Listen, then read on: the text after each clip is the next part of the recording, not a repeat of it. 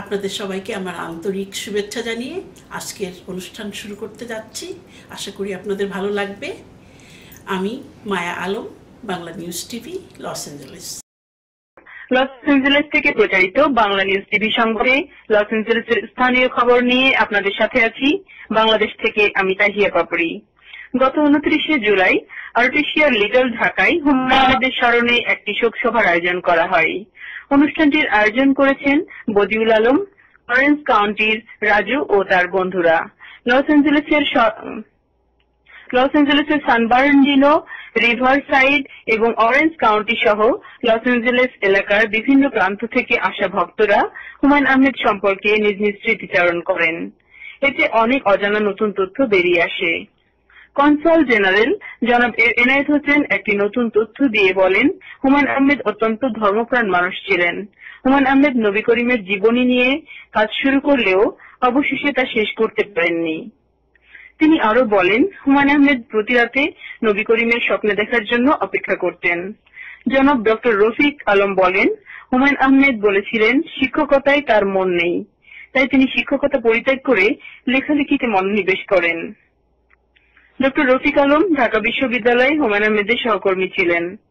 জনাব কুদ্দুস খান বলেন, হুমায়ুন আহমেদ 80-র দশক থেকে বাংলা সাহিত্যের কেন্দ্র ঢাকায় স্থানান্তরিত করতে সমর্থ হয়েছিলেন। ধারণা করা হয় বাংলা সাহিত্যের কেন্দ্র কলকাতা, কিন্তু 80-র দশক থেকে হুমায়ুন আহমেদের বই এত বেশি বিক্রি হয় যে কলকাতার নামি দামি লেখকের একত্রে যত বই বিক্রি হতো তুলনায় তার চেয়ে হুমায়ুন আহমেদের বই অনেক বেশি বিক্রি হতো। জনাব মিজান শাহিন বলেন, হুমায়ুন আহমেদ অল্প কথায় নাটকের অসাধারণ চরিত্র সৃষ্টি করতেন এবং হাসি তামাশার মাধ্যমে নাটকের জটিল চরিত্রের সমস্যার সমাধান করতেন। অনুষ্ঠানটি অত্যন্ত সুন্দরভাবে পরিচালনা করেন জনাব মিঠুন চৌধুরী এবং পরিচালনার ফাঁকে ফাঁকে তিনি হুমায়ুন আহমেদের প্রিয় গানের দু একটি লাইন গেয়ে শুনিয়েছিলেন।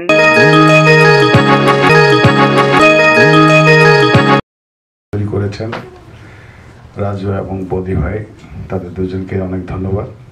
ইতিমধ্যে কোরআন পাক থেকে কিছু দোয়া করছি, আমরা সবাই ওনার এবং তার জন্য কিছু দোয়া করার জন্য। তো আমরা প্রথমেই 1 মিনিট নীরবতা পালন করার জন্য সবাইকে দাঁড়ানোর জন্য অনুরোধ করছি। অ্যাকচুয়ালি হুমায়ুন ভাই আমার কলিগ ছিলেন, আমি ওনার কিছু জুনিয়র ছিলাম। আমি 1984 সালে যখন ঢাকা বিশ্ববিদ্যালয়ে জয়েন করলাম অ্যাপ্লাইড কেমিস্ট্রি ডিপার্টমেন্টে, তো কেমিস্ট্রি ডিপার্টমেন্ট আমাদের পাশে ছিল। তো আমাদের যেহেতু কেমিস্ট্রি ডিপার্টমেন্ট ভেঙে ফলিত রসায়ন ডিপার্টমেন্ট বা অ্যাপ্লাইড কেমিস্ট্রি ডিপার্টমেন্ট তৈরি হয়েছিল, সেজন্য আমি যদি ঢাকা বিশ্ববিদ্যালয়ে কোনোদিন পড়াশোনা করিনি, জাস্ট পড়িয়েছি সেখানে, তো সেজন্য ওদের মধ্যে বেশ ভালো সম্পর্ক ছিল। তো হুমায়ুন আহমেদকে প্রথমে যখন আমি দেখলাম আমি খুব একটা পছন্দ করিনি। তার কারণ এই যে একটু আগে মিঠুন ভাই বলল যে ওই যে কালার টেলিভিশনের কথাটা, এই কথাটা কিন্তু উনি টেলিভিশনে বলেছিলেন। তো তারপরে আমরা 3 জন ইয়াং, তখন অ্যাসিস্ট্যান্ট প্রফেসর ছিলাম, ওনার উপর একটু চড়াও বললেন যে আপনি টিভিতে এসব কী বলেন, যে আপনি নাটক লেখেন কালার টিভি কেনার জন্য, এসব কি? তো তখন আমি তো আর জানতাম না ভিতরের খবর ইত্যাদি ইত্যাদি। তো পরবর্তীতে হুমায়ুন আহমেদকে যত দেখি তখন বুঝতে পারি যে উনি একটু আমাদের তুলনায় একটু অন্যরকম, যে উনি কিন্তু খুব ভালো পলিমার কেমিস্ট ছিলেন এবং উনি খুব ভালো পড়াতেন।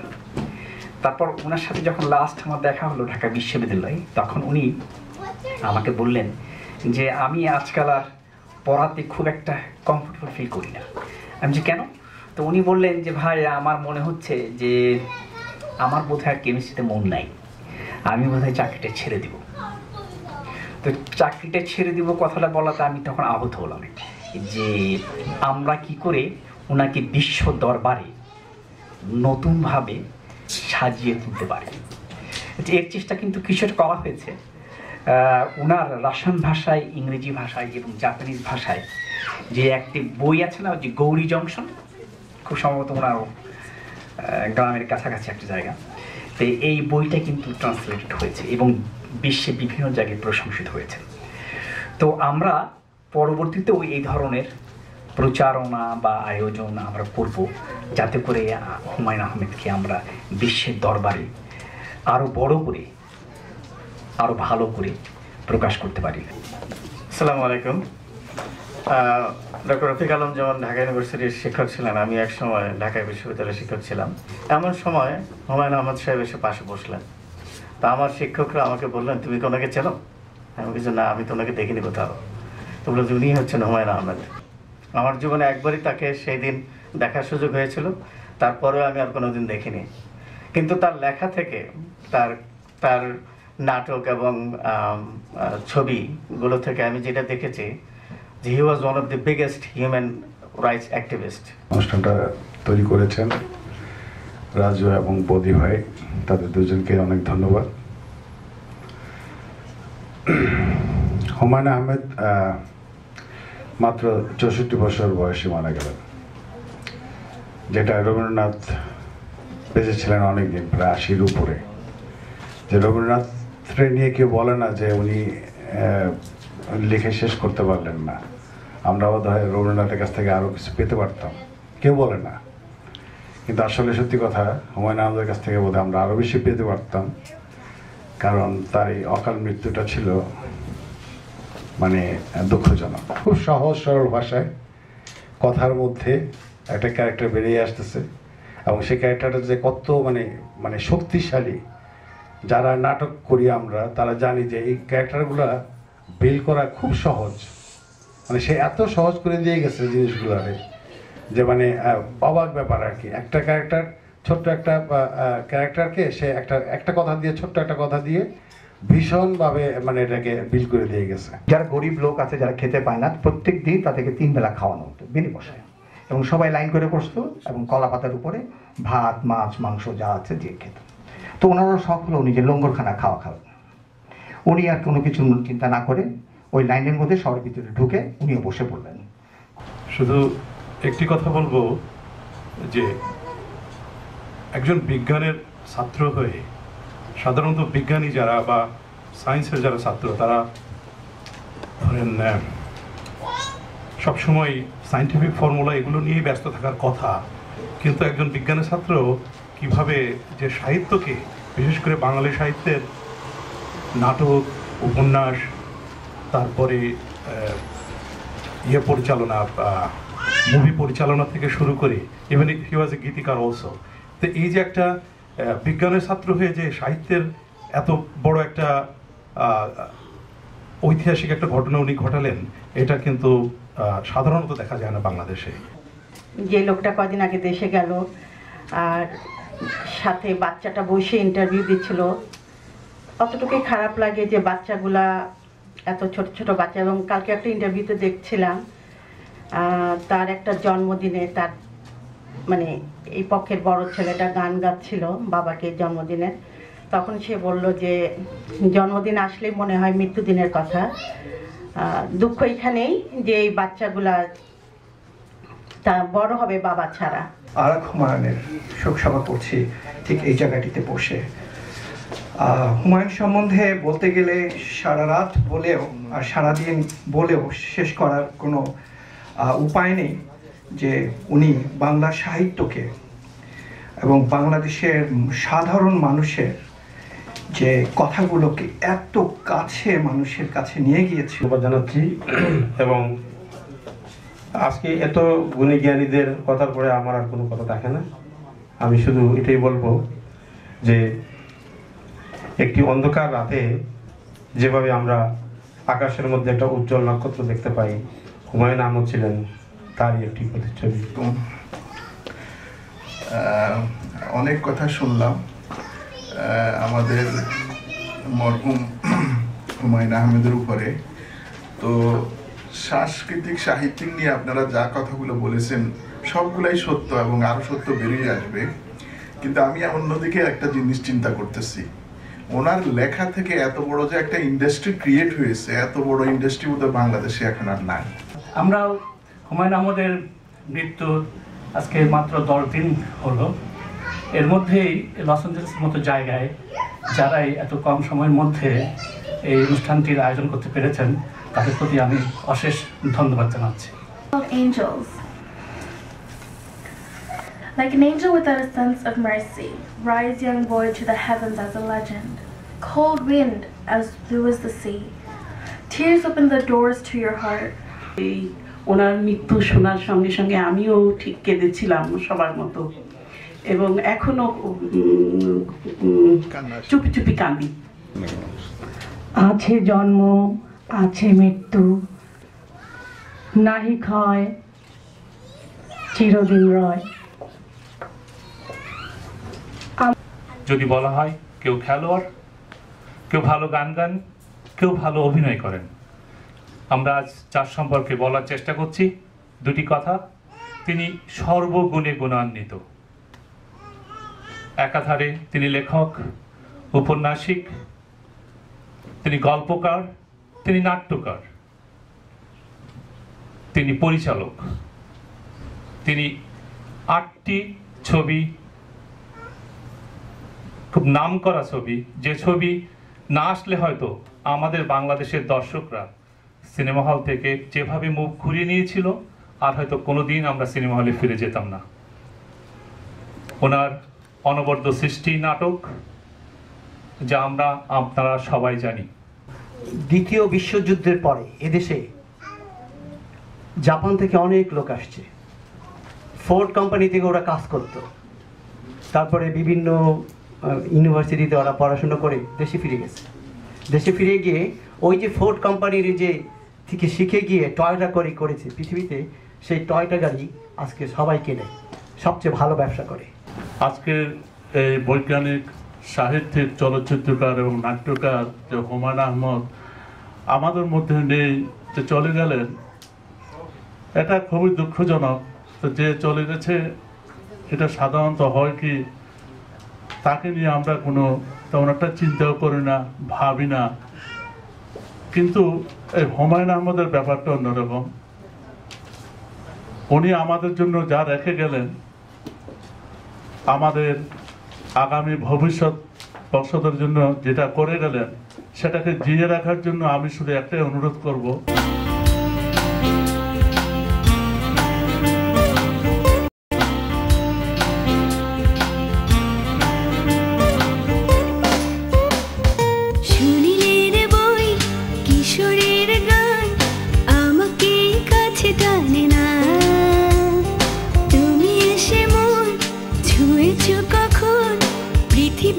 কেউ জানে না, তুমি ভালোবাসা দাও, কাছে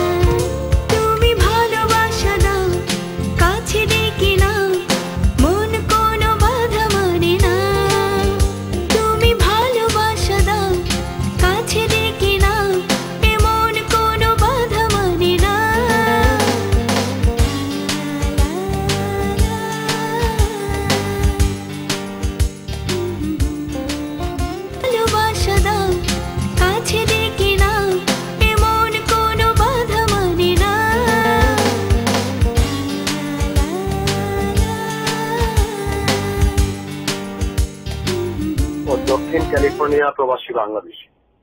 দক্ষিণ ক্যালিফোর্নিয়ার প্রবাসী বাংলাদেশিরা 29 জুলাই প্রয়াত খ্যাতিমান বাংলা সাহিত্যিক ও নাট্যকার হুমায়ুন আহমেদ স্মরণে শ্রদ্ধাঞ্জলির আলোচনা সভার আয়োজন করে ক্যালিফোর্নিয়ায় অ্যাটিসিয়া শহরের লিটল ঢাকায়। আলোচনার শুরুতে 1 মিনিট নীরবতা ও তার বিদেহী আত্মার শান্তির জন্য মাগফিরাত কামনা করা হয়। উপস্থিত সুধীজন হুমায়ুন আহমেদের নাটক, উপন্যাস ও তার জীবনের বিভিন্ন দিক নিয়ে আলোচনা করেন। কনসাল জেনারেল ক্যালিফোর্নিয়া জনাব আনায়েত হোসেন তার বক্তব্যের এক পর্যায়ে বলেন, আমরা বাঙালিরা একজন অনবদ্য লেখককে হারিয়েছি। এই ক্ষতি অপূরণীয়। 100 বছরে এরকম একজনই জন্মায়। এক ঝাঁক নাট্যপিপাসু আহমেদ স্মরণে একটি নাট্য সংগঠন ও একটি ওয়েবসাইট তৈরির সিদ্ধান্ত গ্রহণ করেন। তারা মনে করেন, যদি হুমায়ুন আহমেদের রচনাকে ইংরেজিতে অনুবাদ করা হয় তবে হয়তো রবি ঠাকুরের মতো নোবেল প্রাইজ পাওয়ার যোগ্যতা রাখেন। অনেকেই মনে করেন হুমায়ুন আহমেদ এমন একজন লেখক যিনি বাংলা সাহিত্যে আমাদের কঠিন জীবনের বিভিন্ন রূপ সহজ করে আমাদের মনের মাঝে তুলে ধরেছেন। যারা অবহেলিত মানুষ তথা কাজের লোক, তাদেরও যে সপ্তাহে বিশ্রামের প্রয়োজন আছে, এ ধরনের রূপ তার লেখায় উঠে এসেছে সহজ ও রসময় ভঙ্গিতে। সর্বোপরি সকলের মতে সিদ্ধান্তে উপনীত হন যে অচিরেই দক্ষিণ ক্যালিফোর্নিয়ার প্রবাসী বাংলাদেশিদের পক্ষ থেকে হুমায়ুন আহমেদকে বাংলাদেশের জাতীয় লেখক হিসাবে নিশ্চিত করার জন্য বাংলাদেশ সরকারকে স্থানীয় বাংলাদেশ কনসুলেটের মাধ্যমে একটি স্মারকলিপি প্রেরণ করা হবে। ধন্যবাদ আনতে স্নেহাশিস প্রিয় বড়ুয়া।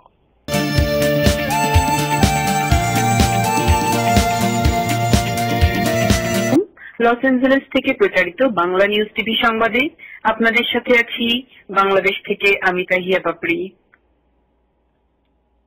যুক্তরাজ্যে 5 দিনের সফর শেষে প্রধানমন্ত্রী শেখ হাসিনা 30 জুলাই স্বদেশ প্রত্যাবর্তন করেন। বিবিসি ওয়ার্ল্ডের হার্ড টককে দেওয়া একান্ত সাক্ষাৎকারে প্রধানমন্ত্রী শেখ হাসিনা বিরোধী দলের সমন্বয়ে অন্তর্বর্তী সরকার গঠনের প্রস্তাব দেন। তবে এর আগে তিনি অনেকবার তত্ত্বাবধায়ক সরকার পদ্ধতি পুনর্বহালের দাবি প্রত্যাখ্যান করেন। তিনি আরো বলেন, অন্তর্বর্তী মন্ত্রিসভায় বিএনপিও অংশগ্রহণ করতে পারবে। তবে নির্বাচনের সমন্বয় সরকার গঠনে বিরোধী দল যদি অংশীদারিত্ব চায় সেটা দেওয়ারও আশাবাদ ব্যক্ত করেন তিনি। এ সময় প্রধানমন্ত্রী শেখ হাসিনা একটা ছোট মন্ত্রিসভা গঠন করে সবাই মিলে নির্বাচন করতে পারে বলে মত প্রকাশ করেছেন। এজন্য সংসদে এসে বিএনপিকে প্রস্তাব দেওয়ার আহ্বান জানিয়েছেন তিনি। পদ্মা সেতু প্রকল্পে দুর্নীতির অভিযোগ তুলে বিশ্বব্যাংকের ঋণ চুক্তি বাতিল প্রসঙ্গে প্রধানমন্ত্রী শেখ হাসিনা বলেন, বিশ্বব্যাংক দুর্নীতির অভিযোগ তুললেও এ ব্যাপারে কোনো তথ্য প্রমাণ দিতে পারেননি তিনি আরো জানান, পদ্মা সেতু দুর্নীতির অভিযোগ তদন্ত করছে দুর্নীতি দমন কমিশন। তবে পদ্মা সেতু দুর্নীতির ব্যাপারে মন্ত্রী সৈয়দ আবুল হোসেনের পদত্যাগকে সাহসী সিদ্ধান্ত বলে মন্তব্য করেছেন। অন্যদিকে বিএনপি চেয়ারপারসন খালেদা জিয়া বলেছেন, রাষ্ট্র চালাতে সরকার সম্পূর্ণরূপে ব্যর্থ এই সরকারকে অবিলম্বে বিদায় নিতে হবে। গত সোমবার 30 জুলাই সংসদ ভবনের এলডি হলে ডক্টরস অ্যাসোসিয়েশন অব বাংলাদেশ আয়োজিত ইফতার পার্টিতে প্রধান অতিথির বক্তব্যে তিনি একথা বলেন। এদিকে সুরঞ্জিত সেনগুপ্ত বলেছেন, তত্ত্বাবধায়ক সরকারের কোনো জায়গা নাই। গণতন্ত্রের নিয়ম অনুযায়ী দলীয় সরকারের অধীনে নির্বাচন হবে। তবে সর্বদলীয় সরকারের অধীনে এই নির্বাচন হবে বলে মত প্রকাশ করেন তিনি। এদিকে বিএনপি স্থায়ী কমিটির সদস্য মওদুদ আহমেদ বলেছেন, নির্দলীয় নিরপেক্ষ সরকার ব্যতীত বিএনপি নির্বাচনে যাবে না। রাজশাহী বিশ্ববিদ্যালয়ের শিক্ষার্থী ছাত্রলীগ কর্মী ফারুক হত্যা মামলায় জামাতের কারাবন্দী আমির মতিউর রহমান নিজামী, সেক্রেটারি জেনারেল আলী আহসান মোহাম্মদ মুজাহিদ, নায়েবে আমির দেলাওয়ার হোসেন সাইদি সহ 110 জনের বিরুদ্ধে আদালতে চার্জশিট দাখিল করা হয়েছে। এদের মধ্যে 35 জন এজাহারভুক্ত আসামি। এই ছিল এখনকার মতো। পরবর্তী সংবাদ দেখার আমন্ত্রণ রইল। ধন্যবাদ সবাইকে।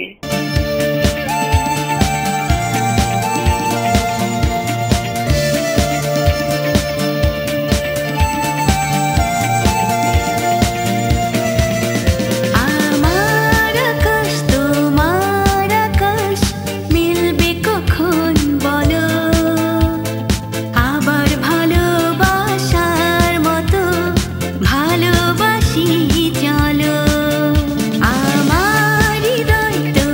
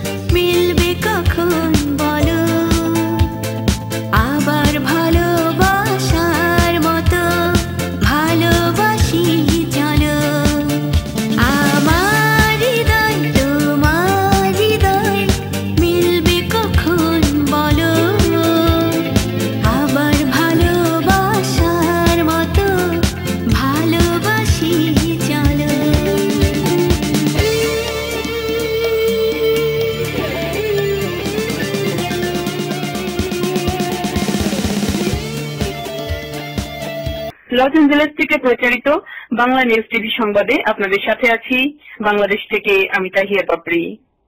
শেষ পর্যন্ত বিশ্বব্যাংক পদ্মা সেতু নির্মাণ অর্থায়ন বাতিল করার পর তৈরি হয়েছে নানান বিভ্রান্তি। নীতি নির্ধারকদের সমন্বয়হীন বক্তব্য এই বিভ্রান্তির মাত্রা আরো বাড়িয়ে তুলেছে। তবে অর্থমন্ত্রী এখনো সেতু নির্মাণ অর্থায়নে বিশ্বব্যাংকের পদ চেয়ে আছেন, যদিও পুনর্বিবেচনার জন্য কোনো আনুষ্ঠানিক চিঠি দেওয়া হয়নি। এদিকে মহাজোট সরকারের নীতি নির্ধারকদের কেউ কেউ স্থানীয় অর্থায়ন এই সেতু নির্মাণে তাদের দৃঢ়তা প্রকাশ করেছেন। এদিকে এডিবি ও জাইকার ঋণ প্রতিশ্রুতির মেয়াদ বাড়বে কিনা তাও পুরোপুরি নিশ্চিত হতে পারছেন না সরকার। এদিকে বিএনপির স্থায়ী কমিটির সদস্য মওদুদ আহমেদ মন্তব্য করেছেন, সত্যিকার অর্থে প্রধানমন্ত্রী পদ্মা সেতু চান কিনা তা নিয়ে জনমনে সন্দেহ বেড়েছে। রোববার জাতীয় প্রেস ক্লাবে জাতীয়তাবাদী সাংস্কৃতিক দল আয়োজিত এক সেমিনারে তিনি একথা বলেন। নাইকোর কাছ থেকে প্রায় 1 কোটি টাকা মূল্যের গাড়ি ঘুষ নেওয়ার মামলায় বিএনপি জামায়াত সরকারের জ্বালানি প্রতিমন্ত্রী AKM মোশাররফ হোসেন সহ দুজনের বিরুদ্ধে চার্জশিট অনুমোদন করেছে দুর্নীতি দমন কমিশন। সদ্য প্রয়াত কথাসাহিত্যিক হুমায়ূন আহমেদের মা, ভাই বোন ও সন্তানদের সাথে সাক্ষাৎ করেছেন গ্রামীণ ব্যাংকের প্রতিষ্ঠাতা নোবেল বিজয়ী অধ্যাপক ডক্টর মোহাম্মদ ইউনুস। সমবেদনা জানিয়েছেন পরিবারের স্বজনদের প্রতি। এ সময় ডক্টর ইউনুসের সাথে তার স্ত্রী ও কন্যা উপস্থিত ছিলেন। এই ছিল এখনকার মতো, পরের সংবাদ দেখার আমন্ত্রণ রইল। এতক্ষণ সাথে থাকার জন্য ধন্যবাদ।